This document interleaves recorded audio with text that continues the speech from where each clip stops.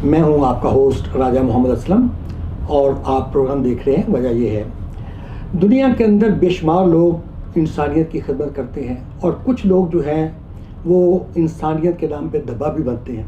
उनमें उनके अंदर ये लालच होती है कि बड़ी से बड़ी गाड़ी उनको मिल जाए, बड़े से बड़ा वो आलीशान घर बना लें और जिस तरह भी लोगों को लूट सकते हैं वो लूटे। उनका जो मिशन होता है वो गरीब आवाम को लूटना होता है और अपने तिजोरियों को भरना होता है। इसके बरक्स हम दूसरी तरफ जाएं तो बेशुमार मसीहा जो है वो इंसानियत के नाम पे काम कर रहे होते हैं। उनके अंदर इंसानियत का दर्द होता है और वो चाहते हैं कि हम इंसानियत के लिए काम करें। वो बगैर किसी लालच के वो लोगों की खिदमत करते हैं और वो ये नहीं सोचते कि हम लोग जो हैं, जो दूसरे लोग हैं, वो अपना जो है वो तिजोरियाँ भर रहे हैं और इस तरफ हम जो हैं वो खाली हाथ बैठे हुए हैं। आज हम एक मसीहा के पास आए हैं, डॉक्टर सैयद ज़िया हुसैन। डॉक्टर साहब, इस जो ये कोविड-19 चल रहा है इसमें बेशुमार लोगों ने सफ़र किया और जो स्टूडेंट थे उनकी बेचारों की यूनिवर्सिटियाँ भी बंद हो गई और वो मुश्किलात का शिकार हो गए और इस तरह कारोबार जो थे, बिज़नेस थे, वो भी तकरीबन बंद हो गए। तो आप ये कवर के अंदर जैसे कि आप लोगों के स्टूडेंट्स की खिदमत करते रहे हैं, बल्कि और दूसरी जो स्टूडेंट्स के अलावा जो फैमिलीज़ हैं उनकी भी आप बगैर किसी मुआवजे के खिदमत करते रहे हैं। तो सबसे पहले तो हमें ये बताएं कि आपके दिल के अंदर ये कैसे ख्याल पैदा हुआ कि मुझे इंसानियत की खिदमत करनी चाहिए और मैं लोगों की इस तरह आऊँ और आके लोगों की खिदमत करूँ ऑस्ट्रेलिया के अंदर। अस्सलाम वालेकुम राजा साहब जी। इसका सिलसिला जो है मैं आपको बताता चलूँ कि मैं 2016 मार्च में ऑस्ट्रेलिया में आया। तो मैंने एज ए डॉक्टर यहाँ पर 2016 मई से काम करना शुरू किया। तो इससे पहले मैं 13 साल पाकिस्तान में एज ए डॉक्टर काम करता रहा हूँ। मैं 2003 का ग्रेजुएट हूँ, तो 2016 और 2003 के बीच जो है वो जब अरसा 13 साल का उसमें पाकिस्तान में काम करता रहा हूँ। 1 साल हाउस जॉब, फिर 4 साल स्पेशलाइजेशन, वहाँ पर मैं मेडिकल स्पेशलिस्ट था। तो इसका आगाज़ जो है वो शुरू हुआ है पाकिस्तान से, क्योंकि पाकिस्तान में आपको पता है कि गरीब अवाम बहुत ज़्यादा है, गुर्बत बहुत ज़्यादा है। तो वहाँ पर मैंने जब स्पेशलाइजेशन की मेडिसिन में, तो मेरे घर के करीब एक छोटा सा एक क्लिनिक था, मेडिकल सेंटर, मेडिकल स्टोर था वहाँ पर, यहाँ पर फार्मेसी कहते हैं, वहाँ मेडिकल स्टोर। तो उसके अंदर मेरा एक क्लिनिक था, तो उसमें मैं पेशेंट्स देखा करता था। उसकी मेरी 300 रुपये फ़ीस थी। तो अक्सर गरीब लोग आते थे और वो बेचारे पैसे भी देते थे, 300 रुपये फ़ीस भी देते थे।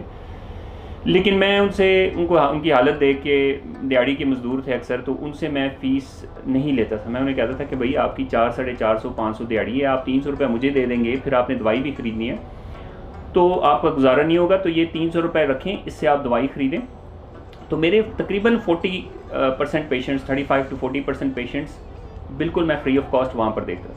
यहाँ पर आप ये भी सवाल पूछ सकते हैं कि डॉक्टर साहब आप इतने ज़्यादा पेशेंट फ्री देखते थे तो फिर आपका घर कैसे चलता था? बिल्कुल, मैं इसी तरफ ही आऊँगा। तो उसमें यह था कि मैं ऑनलाइन 2 वेबसाइट्स हैं, 1-2, उस पर मैं ऑनलाइन मेडिकल एडवाइस दिया करता था पाकिस्तान में। ये मैं इसको तकरीबन 10-11 साल हो गए कि मैं ऑनलाइन मेडिकल एडवाइस भी देता हूँ। उस पाकिस्तान में ज़्यादा करता था, यहाँ पर चूँकि ज़रूरत नहीं है इतनी, तो यहाँ पर मैं नहीं देता।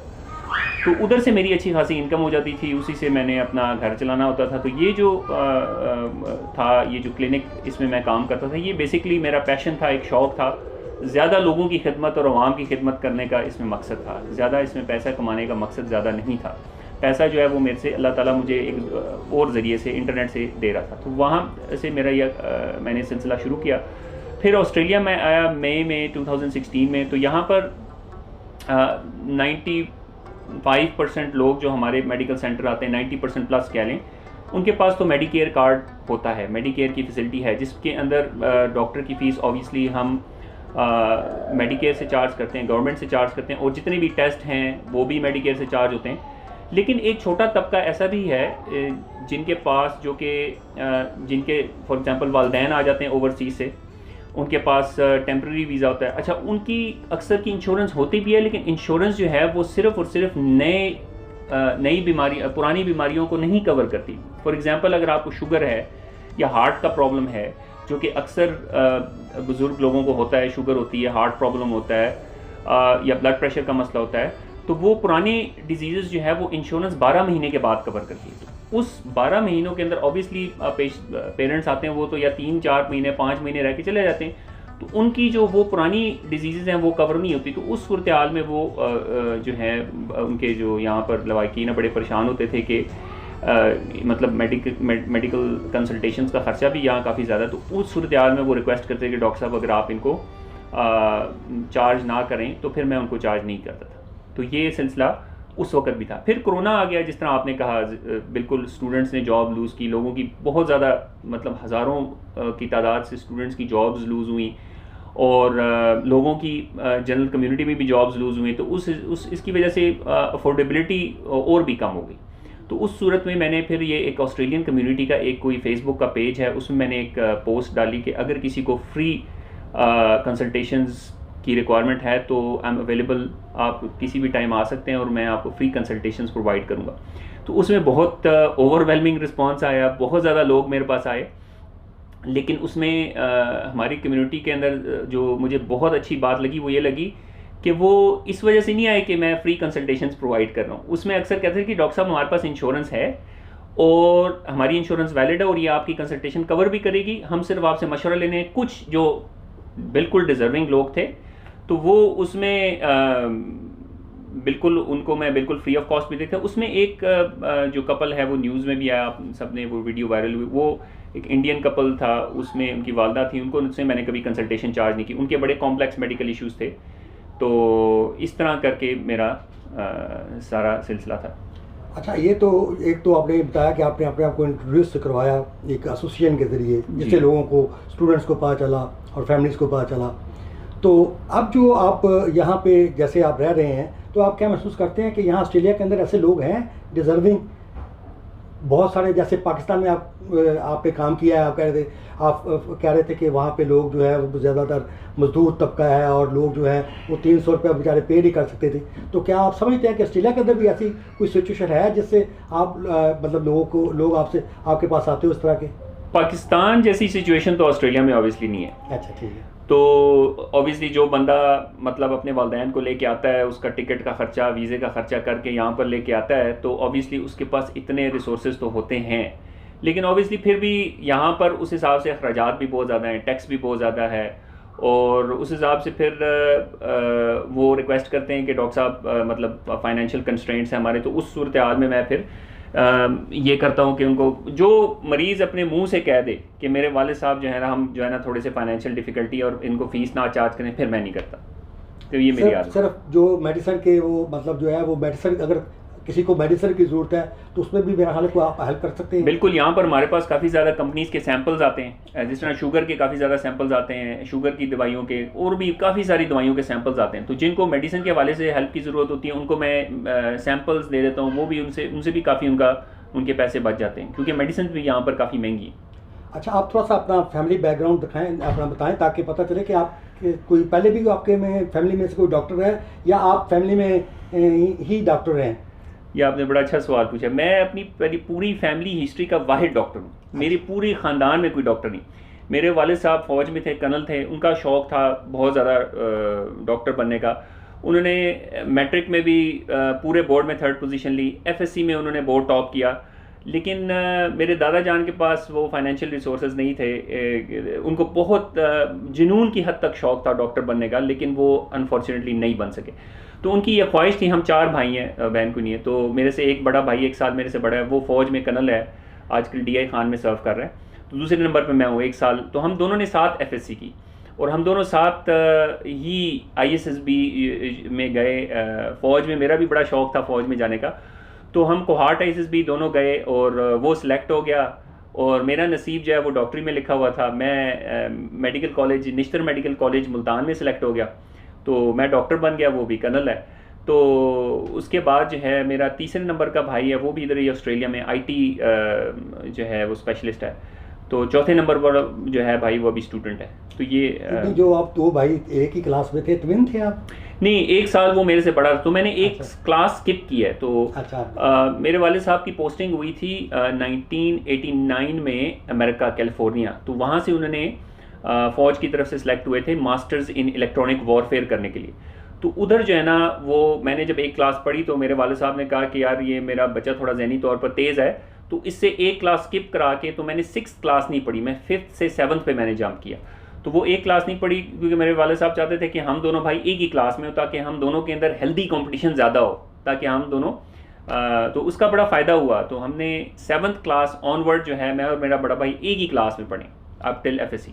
अच्छा, ये बताएं कि जैसे कि आपके अंदर इंसानियत का जज्बा है, खिदमत करने का लोगों का, इसी तरह आपके पूरी फैमिली में इसी तरह है, या ये जज्बा सिर्फ आपके अंदर ज़्यादा सरियत कर गया है? राजा साहब, ये बड़ा अच्छा सवाल पूछा। मेरे वालिद साहब जो हैं वो हमारा गांव बहुत ही एक कोहाट से तकरीबन 45-50 मिनट्स की ड्राइव पे एक वादी है, एक शायद बहुत ही कभी आपने सुना भी नहीं होगा, इसका नाम है कचाई। एक कचाई एक टाउन है, उसके अंदर 6 गांव हैं। उस एक गांव का, उसमें से एक गांव का नाम है ईसा खेल। ईसा खेल कचाई से हमारा ताल्लुक़ है, तो ये शायद किसी ने सुना भी ना हो इस जगह का। तो वो बहुत ही पसमानदा इलाका है। उसमें मेरे वालिद साहब उस पूरी एरिया की हिस्ट्री में पहले ऑफिसर थे, आर्मी ऑफिसर। तो वहाँ से वो टाटों के स्कूल में पढ़े और वहाँ से ही इमर्ज एज एन ऑफिसर।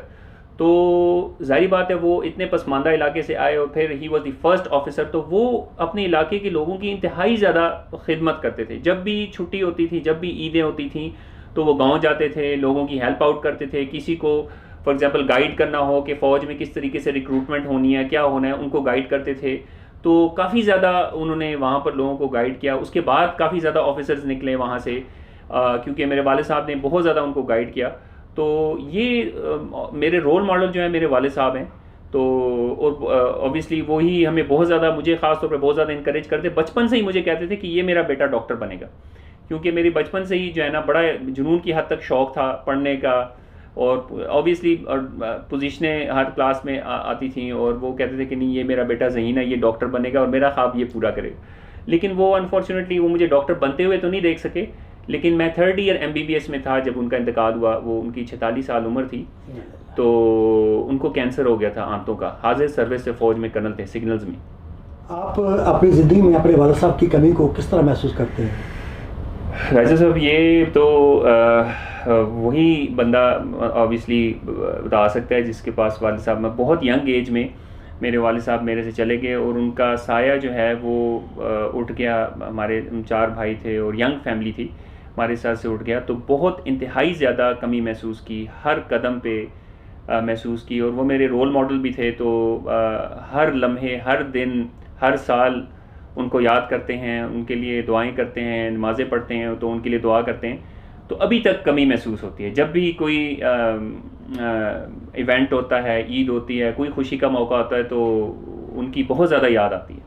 अच्छा, ये बताएं कि जैसे कि अल्लाह ताला आपको ऑस्ट्रेलिया के अंदर लेके आए, एक अमीर मुल्क के अंदर लेके आए, अच्छा मुल्क है, फ़ज़ा भी अच्छी है, एनवायरनमेंट भी बड़ा खूबसूरत है, तो आप चाहेंगे कि अपने पाकिस्तान, जैसे आप, क्योंकि आप हम सब पाकिस्तान से हैं, तो वहाँ कोई अच्छा ट्रस्ट कायम करें अपने वालिद साहब के नाम, ताकि उनकी जो आपका जो मिशन है वो ट्रस्ट के ज़रिए उनके नाम को रोशन करता रहे? ये बहुत अच्छा, बल्कि मैं इसके बारे में, आपने बहुत अच्छी बात की, मैं इसके बारे में बहुत अरसे से सोच भी रहा हूँ। और मैं तो काफ़ी डोनेशन हर साल और ईदों में और इम्पोर्टेंट ओकेजन में पाकिस्तान भेजता भी हूँ। और हमारे गाँव में जितने भी जो मेरे फादर इन लॉ हैं उनको मैं भेजता हूँ। तो उन्होंने गांव में जितने भी मुस्तहिक अफराद हैं उनकी लिस्ट बनाई हुई है। तो उनको हर महीने जो है वो उनको इमदाद भी मेरी पहुँचती है।